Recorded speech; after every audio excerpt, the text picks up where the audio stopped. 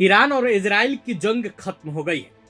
कम से कम अमेरिकी राष्ट्रपति डोनाल्ड ट्रंप तो यही दावा कर रहे हैं कि दोनों देशों में सीजफायर समझौता हो गई। हालांकि ईरानी विदेश मंत्री ने दावा किया है कि दोनों देश के बीच ऐसा कोई समझौता नहीं हुआ है, लेकिन अगर इजराइल कोई हमला नहीं करता है तो ईरान का मकसद भी जंग को बढ़ाना नहीं है।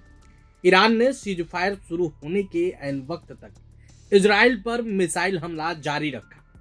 मिसाइल हमलों की 6 लहरों के बाद ईरान ने कहा कि आखिरी वार हमारा था और अब इजराइल हमला नहीं करता है तो ईरान भी कोई हमला नहीं करेगा।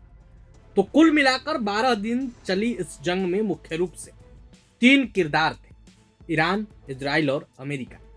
ईरान अकेला था, जबकि अमेरिका ने वाइल्ड कार्ड एंट्री मारते हुए आखिर में इजराइल की तरफ से ईरान पर हमला किया। अब जंग तो खत्म हो गई, लेकिन बड़ा सवाल यह है कि इन किरदारों में जंग में क्या हासिल हुआ। क्या इजराइल और अमेरिका ने जिस उद्देश्य से ईरान पर हमला किया था वो पूरा हुआ? चलिए हम आपको तमाम सवालों का जवाब इस वीडियो में देते हैं।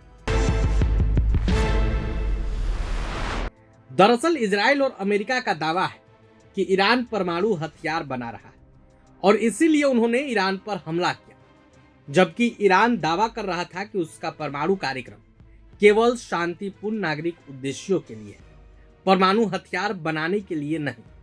खास बात यह थी कि जो 2 देश ईरान को परमाणु हथियार बनाने से रोकने के लिए जंग शुरू करने वाले थे, उनमें से एक यानी अमेरिका ने 2 बार खुद परमाणु हथियार का उपयोग किया था और दूसरा इजराइल ने परमाणु अप्रसार संधि पर हस्ताक्षर तक नहीं किया है। अब बड़ा सवाल ये उठता है कि क्या अमेरिका और इजराइल अपने मकसद में सफल रहे? अभी भी सबको इस बात का इंतजार है कि क्या सचमुच ईरान और इजराइल दोनों सीजफायर पर सहमत हुए, जैसा कि राष्ट्रपति ट्रंप का दावा है। लेकिन सीजफायर से भी कठिन हिस्सा उसके बाद आता है। क्या ईरान के हाथ परमाणु हथियार नहीं लगेगा?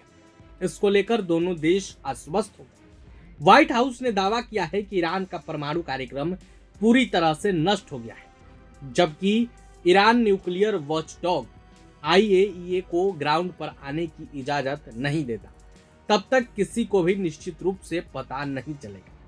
अमेरिका और इजराइल के लिए बुरी खबर यह है कि ईरान की संसद के अध्यक्ष ने सोमवार को कहा कि तेहरान अंतर्राष्ट्रीय परमाणु ऊर्जा एजेंसी यानी IAEA के साथ अपना सहयोग खत्म करने पर विचार कर रहा है।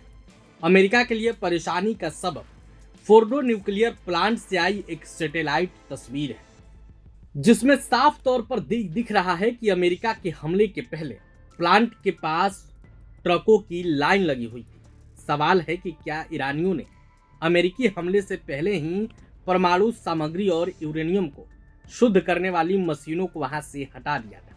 क्या ऐसे गुप्त परमाणु स्थल हैं जो हमलों से नष्ट नहीं हुए? तमाम सवाल अभी भी उठ रहे हैं। फिलहाल इस वीडियो पर आपकी क्या राय है? आप अपनी राय कमेंट बॉक्स में रख सकते हैं। वीडियो देखने के लिए आपका धन्यवाद।